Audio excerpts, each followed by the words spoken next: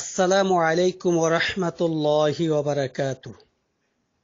ইন্নাল হামদালিল্লাহ ওয়াস সালাতু ওয়াস সালামু আলা রাসূলিল্লাহ আম্মা বাদ। সম্মানিত আব্বাস ভাই, সাউথ আফ্রিকা থেকে আপনি জানতে চেয়েছেন সাদকায়ে ফিতরা এবং যাকাতের কিছু টাকা আপনি সহ যারা ওইখানে আছেন, সাউথ আফ্রিকা আছেন, তারা মসজিদের মুতাওয়াল্লি বা মসজিদ কমিটি যাদের কাছে সিদ্ধান্ত দিয়েছেন তাদের কাছে দিয়েছেন।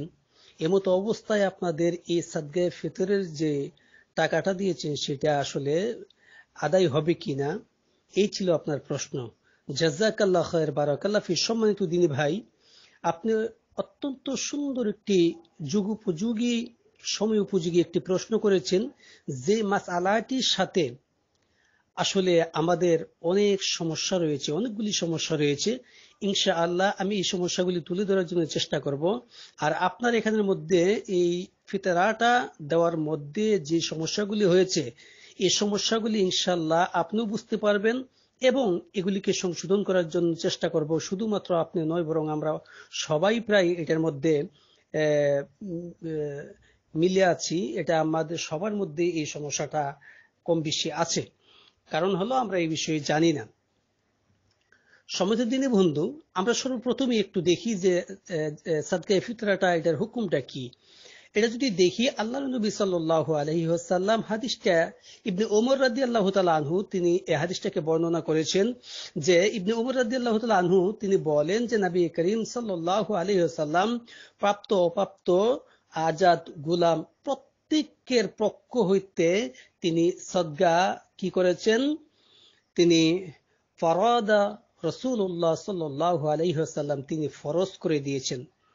আমরা যদি হাদিসটা দেখি, নবী করিম সাল্লাল্লাহু আলাইহি ওয়াসাল্লাম ফরজ করে দিয়েছেন। হাদিসটা বুখারীর মধ্যে রয়েছে, তাওহীদ প্রকাশনী 1512 নম্বর হাদিস, আধুনিক প্রকাশনী 1415 নম্বর হাদিস, ইসলামিক ফাউন্ডেশন বাংলাদেশ 1421 নম্বর হাদিস। আমরা আরো হাদিস দেখতে পাই যে আবু দাউদের মধ্যে রয়েছে একটি হাদিস এবং ইবনে মাজার মধ্যে, আবু দাউদের 1609 নম্বর হাদিস আর সহিহ ইবনে মাজার মধ্যে রয়েছে 1827 নম্বর হাদিস। হাদিসটার মান হাসান। ইবনে আব্বাস রাদিয়াল্লাহু তাআলা আনহু থেকেও একই কথা বলা হয়েছে যে আল্লাহর নবী সাল্লাল্লাহু আলাইহি ওয়াসাল্লাম তিনি কি করেছেন, যাকাতুল ফিতরাকে, সাদকাতুল ফিতরাকে আমাদের উপরে ফরজ করে দিয়েছেন। আমরা যদি বুখারীর একটি হাদিস দেখি, তাওহীদ প্রকাশনী সহিহুল বুখারী 1507 নম্বর, আধুনিক প্রকাশনী 1410 নম্বর, ইসলামিক ফাউন্ডেশন 1416 নম্বর হাদিস।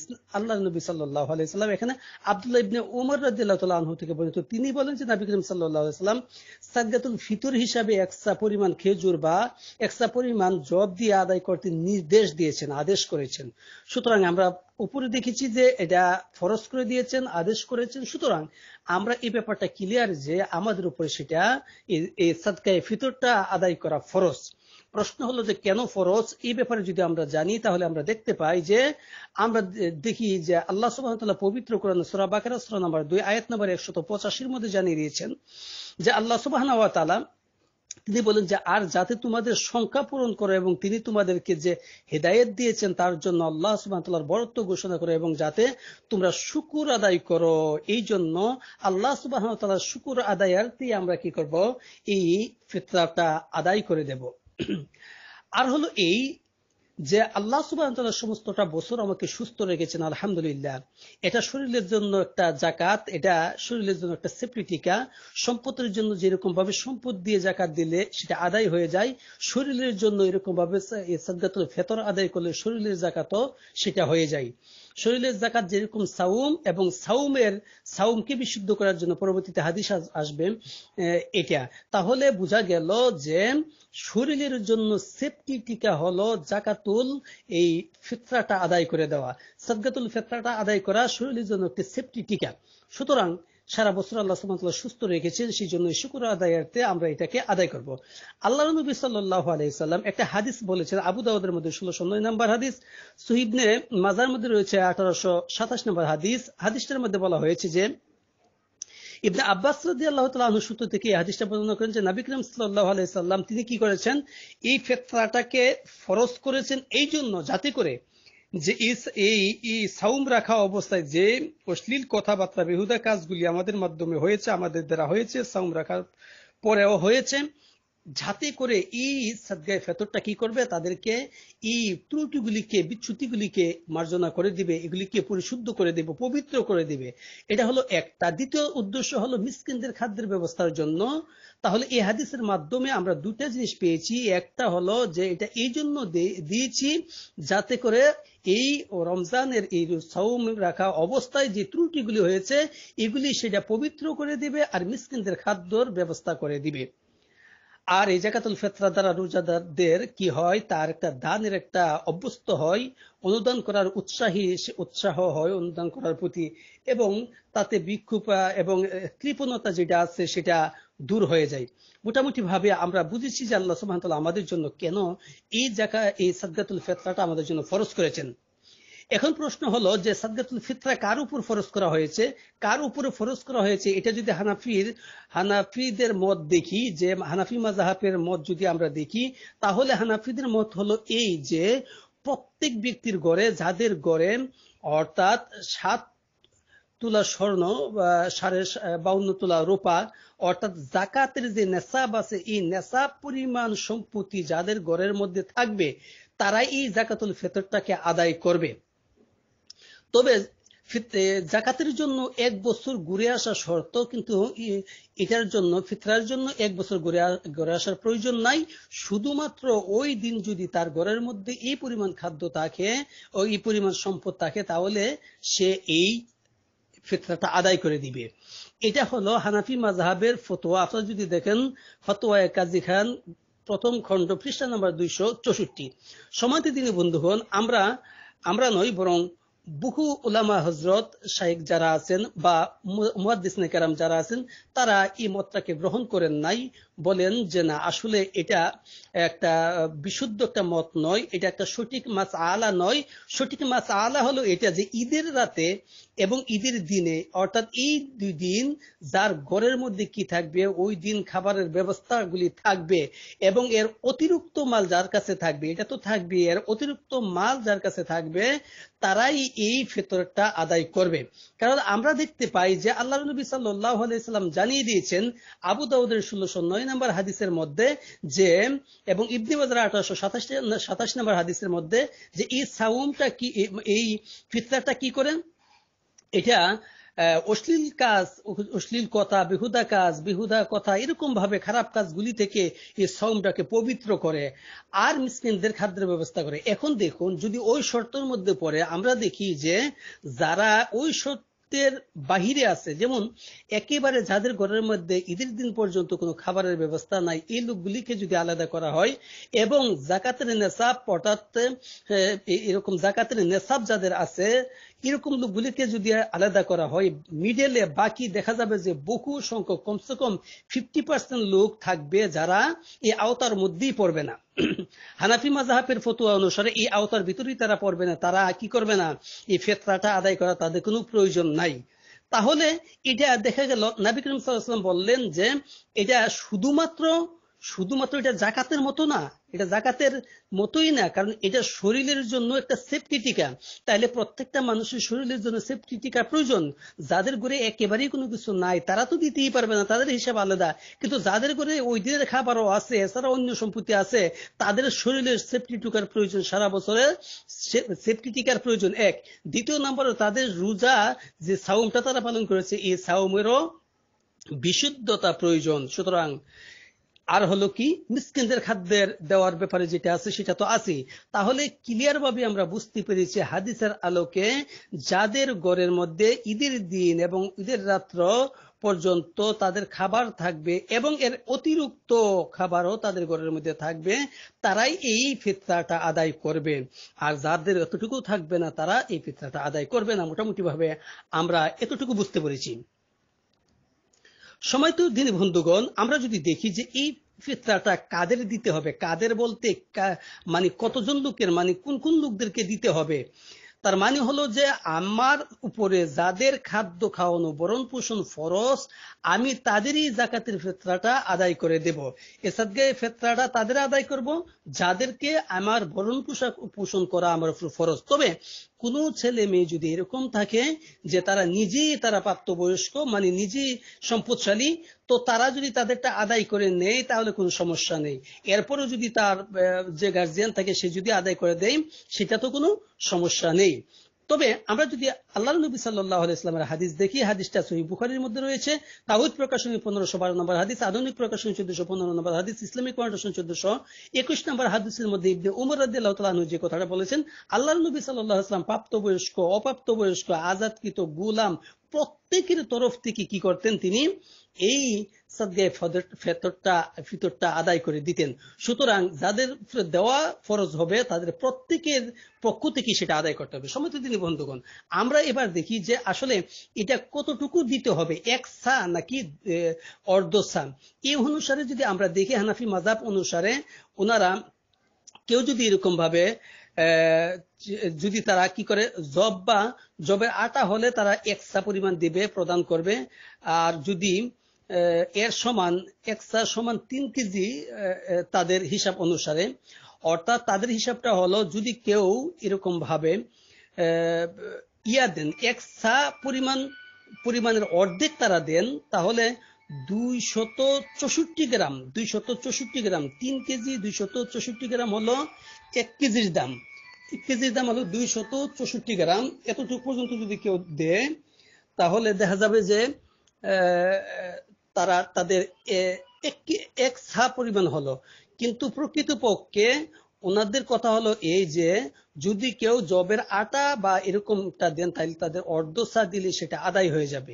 এলো হানাফি মাযহাবের ফতোয়া যে অর্ধ সাই হবে 1.5 কেজি 132 গ্রাম, যেটা বলে 2.25 সের। 1.5 কেজি 132 গ্রাম যদি কেউ আদায় করে হানাফি মাযহাব অনুসারে সেটা আদায় হয়ে যাবে। এই জন্য যে দলিল উপস্থাপন করা হয়, দলিলটা হলো এটা যে সহিহ বুখারী তাওহীদ প্রকাশনী 1507 নম্বর হাদিস, আধুনিক প্রকাশনী 1410 নম্বর হাদিস, ইসলামিক ফাউন্ডেশন 1416 নম্বর হাদিস।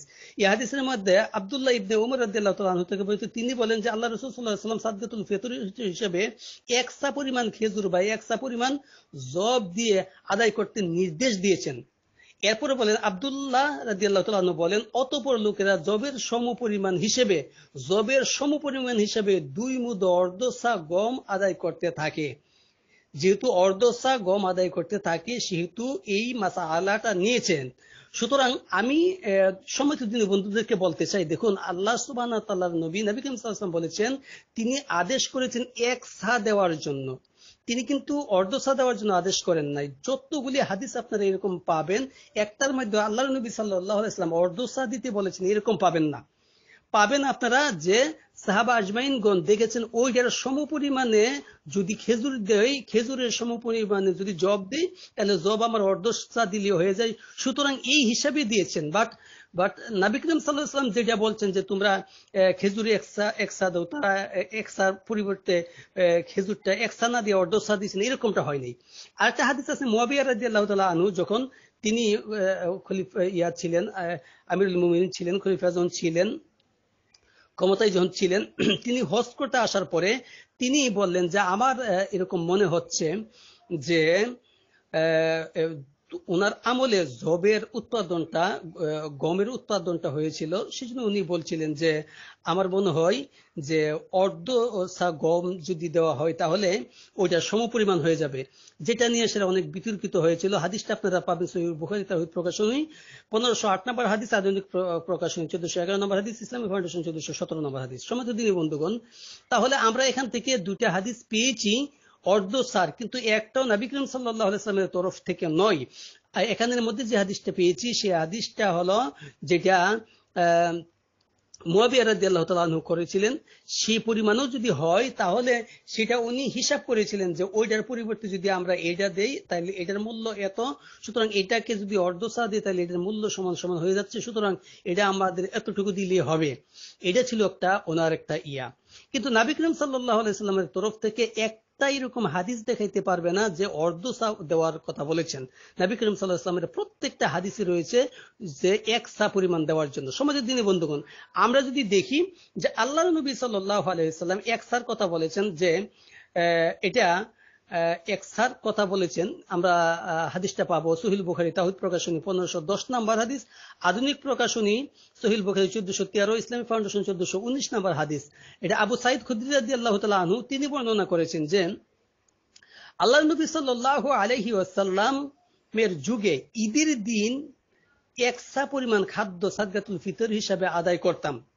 এখানে আবু সাঈদ খুদরী রাদিয়াল্লাহু তাআলা আনহু তিনি বর্ণনা করতেছেন যে আমাদের খাদ্য ছিল জব, কিসমিস, পনির, খেজুর, এটা বলেন। তাহলে দেখা গেল আমরা যদি আরো দেখি যে সাদকাতুল ফিতর হিসেবে এটা সহিহ বুখারী তাওহীদ প্রকাশনী 1506 নাম্বার, আধুনিক প্রকাশনী 1409 নাম্বার, ইসলাম ফাউন্ডেশন 1415 নাম্বার হাদিস।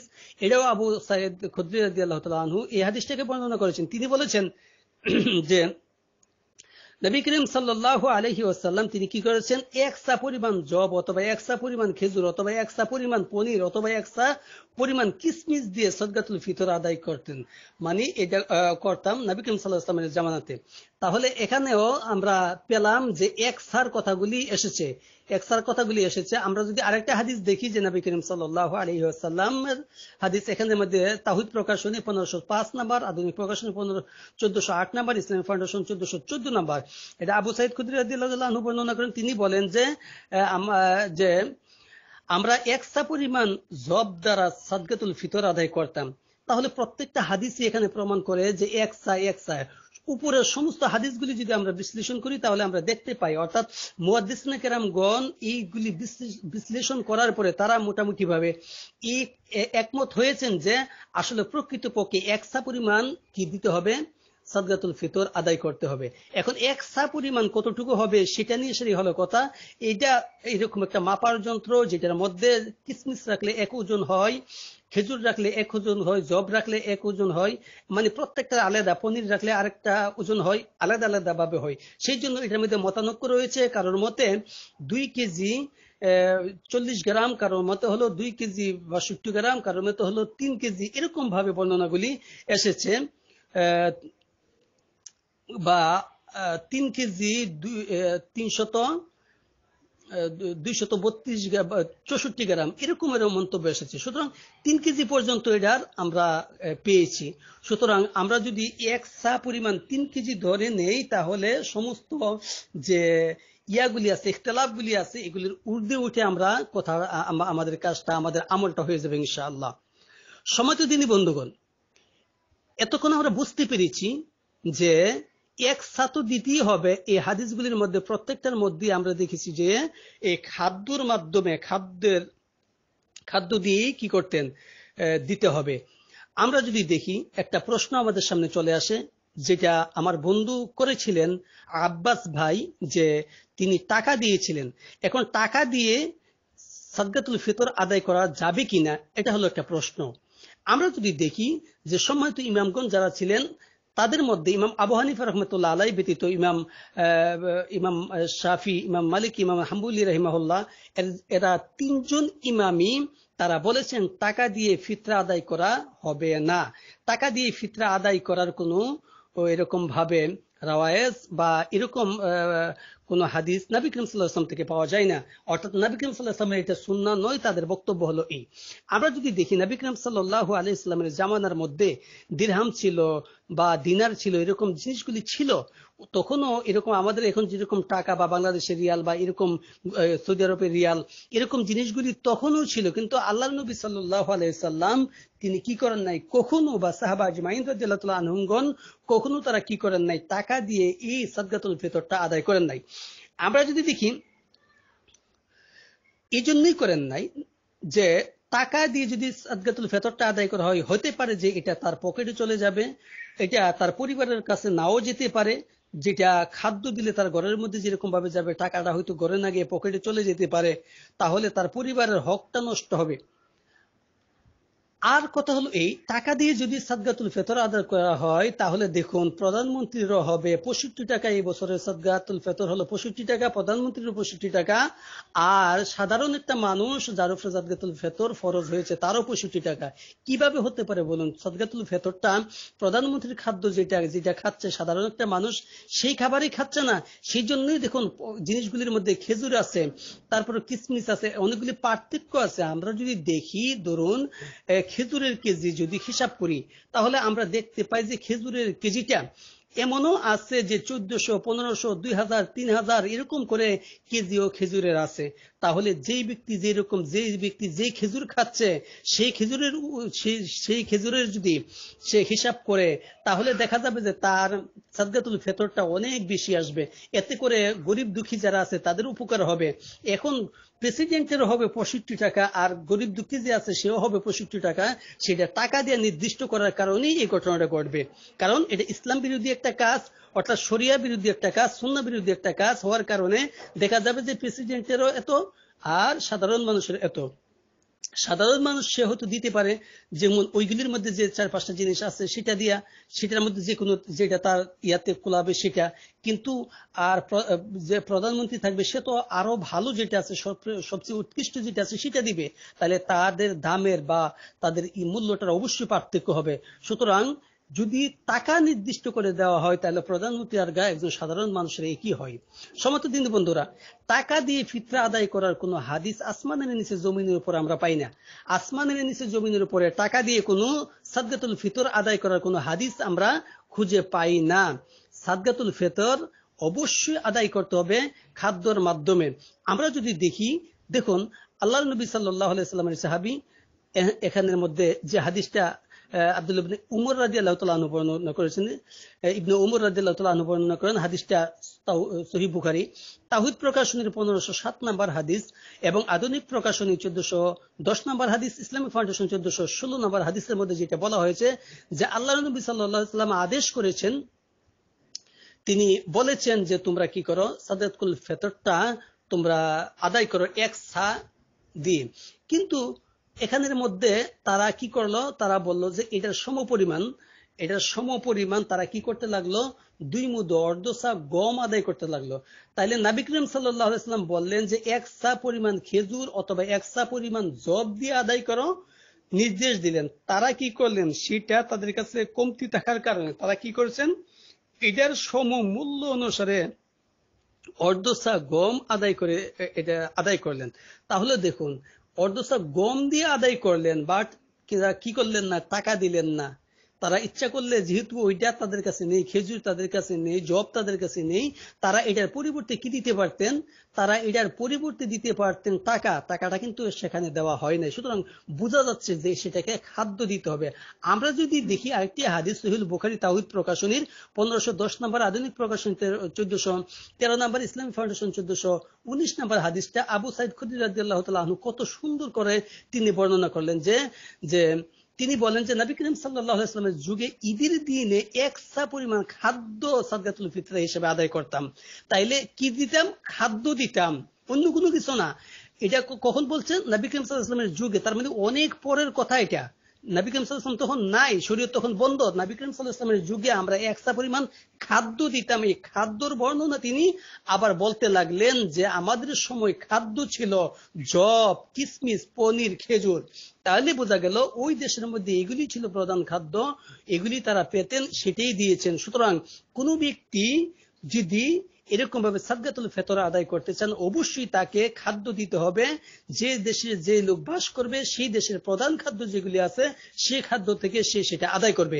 এ ব্যতীত যদি সে অন্য কিছু দিতে চায়, টাকা পয়সা দিতে চায়, তাহলে সেটা তার সাদগাতুল ফিতর হিসেবে আদায় করা হবে না। সুতরাং আমরা যদি দেখি, আল্লাহ সুবহানাহু ওয়া তাআলা পবিত্র কোরআনে সূরা হাসর সূরা 7 নম্বর আয়াতের মধ্যে জানিয়ে দিয়েছেন, ওয়ামা আতাকুমুর রাসূল সাল্লাল্লাহু আলাইহি সাল্লাম ফাখুযুহু, যা কিছু দিয়েছেন তা তোমরা গ্রহণ করো। আল্লাহর নবী সাল্লাল্লাহু আলাইহি ওয়াসাল্লাম সাদগাতুল ফিতর হিসেবে আমাদেরকে টাকা দেন নাই, দিয়েছেন খাদ্য। সুতরাং সাদগাতুল ফিতর হিসেবে আমাদেরকে খাদ্য প্রদান করতে হবে। নবী করিম সাল্লাল্লাহু আলাইহি ওয়াসাল্লাম সহিহ বুখারী তাওহীদ প্রকাশনী 7280 নম্বর, বুখারী আধুনিক প্রকাশনী ৬৭৭১ নম্বর, ইসলামিক ফাউন্ডেশন ৬৭৮৩ নম্বর হাদিসের মধ্যে জানিয়ে দিয়েছেন যে ব্যক্তি আমাকে মানলো, মান আতাআনি দাখালাল জান্নাহ, যে ব্যক্তি আমাকে মানলো, আমাকে অনুসরণ করলো, আমার সুন্নাহকে মেনে চললো, সে জান্নাতে প্রবেশ করবে। ওমান আসানি ফাকাদ আবা, যে ব্যক্তি আমার সুন্নাহকে মানতে অস্বীকার করলো, সে জান্নাতে যেতেই কি করলো? অস্বীকার করলো। সুতরাং আমরা জান্নাতে যেতে অস্বীকার করতে চাই না। নবী করিম সাল্লাল্লাহু আলাইহি সাল্লামের সুন্নাহটাকে মেনে খাদ্য হিসেবে যেটা আছে ওইটা আমরা দিয়ে নবী করিম সাল্লাল্লাহু আলাইহি সাল্লামের সুন্নাহকে পালন করে জান্নাতে যেতে চাই ইনশাআল্লাহ। যারা এর বিপরীত অবস্থান গ্রহণ করবে, অবশ্যই তারা নবী করিম সাল্লাল্লাহু আলাইহি সাল্লামের সুন্নাহর বিপরীত কাজ করার কারণে তারা কি করবে? ওমান আসানি ফাকাদ আবা।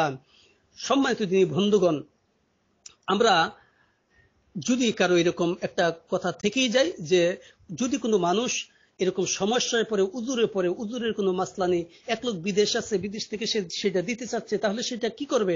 সেটার জন্য অবশ্যই সে টাকা পাঠাইতে পারে। তবে হ্যাঁ, সে দেশের মধ্যে কারোর সাথে যোগাযোগ করে এই খাদ্য কিনে দেওয়ার একটা ব্যবস্থা সে করতে পারে যদি সে টাকাটাকে দেশে পাঠায়। সমস্ত দিদি বন্ধুগণ, এরপর উজুরের কোনো কি নেই, মাসলা নেই।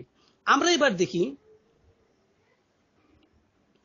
আমরা যদি এবার দেখি যে সাদকাতুল ফিতর কখন দিতে হবে, এই বিষয়টা একটা ইম্পর্টেন্ট বিষয়। এই বিষয়টা আমাদেরকে ভালোভাবে জেনে থাকা উচিত। এক নাম্বার হলো সাদকাতুল ফিতরের একটা ফজিলতপূর্ণ সময় আছে। এক নাম্বার হলো ফজিলতপূর্ণ সময়, দ্বিতীয় নাম্বার হলো জায়েজ সময়। জায়েজ আছে এরকম একটা সময়, আর একটা হলো ফজিলতপূর্ণ সময়। ফজিলতপূর্ণ সময় সম্পর্কে আমরা দেখি সহিহ বুখারীর মধ্যে তাওহীদ প্রকাশনী 1509 নম্বর হাদিস, আধুনিক প্রকাশনী 1412 নম্বর হাদিস, ইসলামিক ফাউন্ডেশন 1418 নম্বর হাদিসের মধ্যে আল্লাহর নবী সাল্লাল্লাহু আলাইহি ওয়াসাল্লাম জানিয়ে দিয়েছেন। এখানে আব্দুল্লাহ ইবনে উমর রাদিয়াল্লাহু তাআলা আনহু থেকে বর্ণিত, তিনি বলেন নবী করিম সাল্লাল্লাহু আলাইহি ওয়াসাল্লামকে নবী করিম সাল্লাল্লাহু আলাইহি ওয়াসাল্লাম লোকদেরকে ঈদের দিনে ঈদের সালাতের উদ্দেশ্যে বের হওয়ার পূর্বেই যাকাতুল ফিতর আদায় করার নির্দেশ দেন। কখন নির্দেশ দিয়েছেন? ঈদের দিন ঈদের সালাত পড়ার বাহির হওয়ার পূর্বেই যাকাতুল ফিতরাটা আদায় করে দিতে হবে। আমরা এখান থেকে ক্লিয়ার ভাবে জেনেছি যে এটা কখন দিতে হবে? ঈদের দিন যখন আমরা ইয়া থেকে বাহির হব, সালাত পড়তে বাহির হব, এর আগেই আমরা সেটাকে আদায় করে দিতে হবে। সমস্ত দিনে ভাইরা, এ হলো একটা টাইম। আমরা যদি কেউ এরকম দেখি যে যখন ইয়া হবে, আমাদের যখন চাঁদ উঠে যাবে, আমরা বুঝতে পারলাম আমাদের সাওম শেষ। কারণ আমরা আগেই আলোচনা করেছি যে এই সাওমে যে ত্রুটি বিচ্যুতিগুলি আছে সেগুলি সংশোধন করার জন্য। সেখানে যদি ত্রুটি আমার সাওম শেষই হলো না, তাহলে আমি যাকাতুল ফিতরা আমরা সাদকাতুল ফিতরা আদায় করে দিলাম, তাহলে কিরকম হইলো? কারণ আমার তো সাওম শেষ হয় না, শেষ হওয়ার পরে তারপরে এটার সাদকাটা এটার ত্রুটির জন্য আমরা সেটা দেব। তাহলে আমরা যদি এটা আদায় করি তখন যখন চাঁদ উঠে গেছে তখন থেকে নামাজে যাওয়ার আগ পর্যন্ত যদি আমরা আদায় করে দিই, সেটাই হলো ফজিলতপূর্ণ সময়, যেটা সহিহ বুখারীর হাদিসের মধ্যে এসেছে। আরেকটা দ্বিতীয় নাম্বার হলো একটা জায়েজ সময়, যে সময় দেওয়া যেতে পারে, সেটা হলো সহিহ বুখারী তাওহীদ প্রকাশনী 1511 নম্বর হাদিস, আধুনিক প্রকাশনী 1414 নম্বর হাদিস, ইসলামিক ফাউন্ডেশন 1420 নম্বর হাদিস। এটা ইবনে উমর রাদিয়াল্লাহু তাআলা আনহু থেকে বর্ণনা করেছেন। এই হাদিসটার মধ্যে বলা হয়েছে যে ইবনে উমর রাদিয়াল্লাহু তাআলা আনহু ঈদের 1-2 দিন আগেও তিনি কি করেছেন? এই সাদকাতুল ফিতরটা আদায় করেছেন। ঈদের 1-2 দিন আগে সাদকাতুল ফিতর আদায় করেছেন। আমরা আরেকটা হাদিস পাই সহিহ বুখারী থেকে, এটা আবু হুরায়রা রাদিয়াল্লাহু তাআলা আনহু শয়তান থেকে যে শিক্ষা গ্রহণ করেছিলেন, সেই শিক্ষা থেকেও আমরা দেখি 3 দিন পর্যন্ত এরকম ভাবে শয়তানকে স্কুপ দিয়েছিলেন। 3 দিন পর্যন্ত শয়তানকে স্কুপ দিয়েছিলেন যে সাদকাতুল ফিতরটা আদায় করার জন্য। সমস্ত দিনে বন্ধুগণ, আমরা আরেকটা বিষয় এখানে খেয়াল করি যে যদি আমরা ঈদের পরে দিই তাহলে কি হবে? আমরা আবু দাউদের মধ্যে একটা হাদিস পাই, হাদিসটার নাম্বার হলো 1609 নাম্বার হাদিস, সহিহ ইবনে মাজার মধ্যে রয়েছে হাদিসটা 1827 নাম্বার হাদিসের মধ্যে নবী করিম সাল্লাল্লাহু আলাইহি সাল্লামের এখানে ইয়াতে ইবনে আব্বাস রাদিয়াল্লাহু তাআলা আনহু বর্ণনা করেছেন যে কেউ যদি ঈদের সালাতের পরে এই সাদকাতুল ফিতরটা আদায় করে তাহলে সেটা তার সাধারণ দান হিসাবে গ্রহণ করা হবে। এটা তার শরীরের যাকাত হিসাবে, এটা তার শরীরের সেফটি টিকা হিসাবে, এটা সাওমের ত্রুটি বিচ্যুতিগুলিকে দূর করার হিসাবে এটা হবে না, এটা সাধারণ দান হিসাবে কবুল করা হবে। তাহলে মোটামুটি ভাবে এই বিষয়টা আমাদের ক্লিয়ার হয়েছে। আমাদের দিনী বন্ধু আব্বাস ভাই যে প্রশ্নগুলি করেছেন, আশা করছি এগুলির মাধ্যমে আপনি ক্লিয়ার ভাবে বুঝতে পেরেছেন। এখন আরেকটা বিষয় হলো যেটা ওনার ইয়ার সাথে সম্পর্ক আছে, যে সাদগাতুল ফিতরটা কিভাবে পৌঁছাতে হবে, এটার জন্য যে কাজটা করতে হবে, এটা ওয়াজিব হলো, যে এটা জরুরি হলো যে সাদগাতুল ফিতরটা যে ব্যক্তি পাবে তার কাছে সরাসরি পৌঁছে দেওয়া, সরাসরি তার হাতে সেটা পৌঁছে দেওয়া। এটা যদি সম্ভব না হয়, অর্থাৎ এটার মধ্যে আরেকটা সিস্টেম হলো যে যদি দায়িত্ব নিয়োজিত প্রাপ্ত ব্যক্তি থাকে, নিয়োজিত প্রাপ্ত এরকম দায়িত্বশীল ব্যক্তি থাকে যারা পৌঁছে দেন, এরকম লোক থাকলে তাদের মাধ্যমে এই সাদগাতুল ফিতরটা আদায় করা যাবে, তাদের মাধ্যমে সেটা দিয়ে দেওয়া যাবে। সম্মানিত দিনী বন্ধুগণ, এই শুরুতে আপনি যে ব্যক্তির কাছে দিয়েছেন, সেই ব্যক্তি যদি এরকম নির্ভরশীল ব্যক্তি হয় যার কাছে সে এটাকে আদায় করে ইমানের সাথে, শুধুমাত্র দিলেই চলবে না, আপনি অবশ্যই সেটাকে শিওর হওয়া লাগবে আসলেই সে এটা দিচ্ছে কিনা। আমরা তো এরকম যে হ্যাঁ আমি দিয়ে দিছি, এবার সে দেখ অথবা নাই দেখ আমার দায়িত্ব না, আসলে কথাটা ঠিক না। আসলে আমার দায়িত্ব আছে যে আসল তার কাছ পর্যন্ত পৌঁছলো কিনা, আমি যে টাকাটা দিলাম সেই টাকাটা সে দিল কিনা। আমি এমন ব্যক্তির কাছে দিলাম যে আসলে দিলই না, এরকম ব্যক্তির কাছে দেওয়া আমার জন্য ঠিক হবে না, সেহেতু আমাকে এটা যাচাই বাছাই করতে হবে অবশ্যই। যদি এরকমটা হয় যে সে দিচ্ছে না, তাহলে তার কাছে দেওয়া যাবে না। এখানে আরেকটা বিষয় হলো এই যে কাদেরকে সাদগাতুল ফিতরটা দিতে হবে, কাদেরকে দেওয়া লাগবে, এই ব্যাপারে আমরা যদি দেখি সূরা আত-তাওবা সূরা নম্বর 9 আয়াত নম্বর 60 এর মধ্যে আল্লাহ সুবহানাহু ওয়া তাআলা 8 প্রকার ব্যক্তিকে এখানে নির্দিষ্ট করে দিয়েছেন যে তারা এই ফিতরাটা পাবেন। এক নাম্বার হলো ফুকারা যারা ফকির, দ্বিতীয় নাম্বার হলো মাসাকিন যারা মিসকিন, তৃতীয় নাম্বার হলো যে ওই সমস্ত ব্যক্তি যারা কি করেন এটার মালগুলিকে যারা উসুল করেন, আদায় করেন। 4 নম্বরে হলো ওই সমস্ত ব্যক্তি যাদের মন জোগানোর জন্য, তাদেরকে মনে আকৃষ্ট করার জন্য, দ্বীন ইসলামের মধ্যে আনার জন্য এরকম ব্যক্তিদেরকেও দেওয়া যাবে। 5 নম্বর হলো যাদের দাসত্ব আছে বা এরকম ভালো মানুষ যারা জেলের মধ্যে আছে তাদেরকে বন্দী করার জন্য, মানে ছোটানোর জন্য সেই টাকাটা দেওয়া যেতে পারে। 6 নম্বর হলো ঋণগ্রস্ত ব্যক্তিকে সেই টাকাটা দেওয়া যেতে পারে। 7 নম্বর হলো ফিসাবিলিল্লাহ, আল্লাহ সুবহানাহু ওয়া তাআলার পথে এই টাকাটা খরচ করা যেতে পারে। 8 নম্বর হলো মুসাফিরকে সেই টাকাটা দেওয়া যেতে পারে। সম্মানিত আব্বাস ভাই, আপনার প্রশ্নের মধ্যে যেটা একটু রয়ে গিয়েছিল যে এখন আপনি কি করবেন, আপনি বুঝতে পারবেন আমার আলোচনাটা শুনলে যে আপনার অবস্থাটা কি। এমতো অবস্থায় আমি আপনাকে বলবো যে আপনি যেরকম ভাবে দিয়েছেন, এক তো টাকা দিয়েছেন, দ্বিতীয় নাম্বার হয়েছে যে সময়ের আগে দিয়েছেন, তৃতীয় নাম্বার হয়েছেন যাকে দিয়েছেন আল্লাহ আলাম, তিনি ভালো জানেন যে ওই ব্যক্তি পৌঁছাবে কিনা। এমতো অবস্থায় আপনার জন্য জরুরি হলো যে আপনি এই টাকাটা, এই সাদগাতুল ফিতরের ফিতরটা আপনি আবার আদায় করে দিবেন, সেটি আপনার জন্য মঙ্গল হবে। আর যদি মনে করেন যে আমার দ্বারা সেটা সম্ভব না, তাহলে আল্লাহ হয়তো বা আপনাকে না বোঝার কারণে আল্লাহ কবুল করে নেবেন, কিন্তু পরবর্তীতে অবশ্যই আপনাকে সতর্কতা অবলম্বন করতে হবে যাতে করে এরকম ঘটনাটা আর দ্বিতীয়বার না ঘটে। এখন সাদগাতুল ফিতরটা আপনি দিবেন কোথায়, মিশনে যারা আছেন, বিদেশে যারা আছেন তারা কোথায় দিবেন, এটার ব্যাপারে মাসআলা যেটা আমরা জানি যে ওইখানের মধ্যে এরকম ব্যক্তি যারা আছে, যারা অসহায়, আপনার দেশের মধ্যে যারা আছে তাদেরকে অনেকেই দেওয়ার মতো লোক আছে, ওইখানের মধ্যে এরকম ব্যক্তি থাকতে পারে যাদেরকে দেওয়ার মতো কোনো লোক নাই, অসহায়, খাবার পাচ্ছে না, পরনের কাপড় নাই, তাদের আপনার আশেপাশে তাদেরকে দেওয়াটা আপনার জন্য বেশি জরুরি হবে। কারণ আপনি ওইখানেই আছেন, ওইখানে আপনার আশেপাশে যারা আছে তারা এখন তারা আপনার পরিবেশের হওয়ার কারণে, অর্থাৎ আপনার প্রতিবেশী হওয়ার কারণে তারা এটার হক রাখে বেশি, যদিও তারা অমুসলিম হয়। আপনার যেহেতু আপনার প্রতিবেশী, এখন প্রতিবেশীর একটা হক রয়ে যায়, যেখানে আপনি আছেন এরা আশেপাশের লোক আপনার প্রতিবেশী। এরপরেও যদি মনে করেন যে না এটা আপনি দেশেও পাঠাইতে পারবেন কিছু, যদি এরকম মনে করেন যে না দেশে এরকম ভাবে কাছের লোক একেবারে বেশি অসহায় আছে, সেখানেও দিতে পারবেন ইনশাআল্লাহ। তবে আপনার জন্য বেশি উত্তম হবে ওইখানে দিয়ে দেওয়া। আল্লাহ সুবহানাহু ওয়া তাআলা এই আলোচনাগুলির মধ্যে আমাদেরকে বোঝার এবং আমল করার তৌফিক দান করুক, আমিন। সুবহানাল্লাহি ওয়া বিহামদিহি, সুবহানাকাল্লাহুম্মা ওয়া বিহামদিকা, আশহাদু আল্লা ইলাহা ইল্লা আনতা, আস্তাগফিরুকা ওয়া আতুবু ইলাইক। আসসালামু আলাইকুম ওয়া রাহমাতুল্লাহি ওয়া বারাকাতুহু।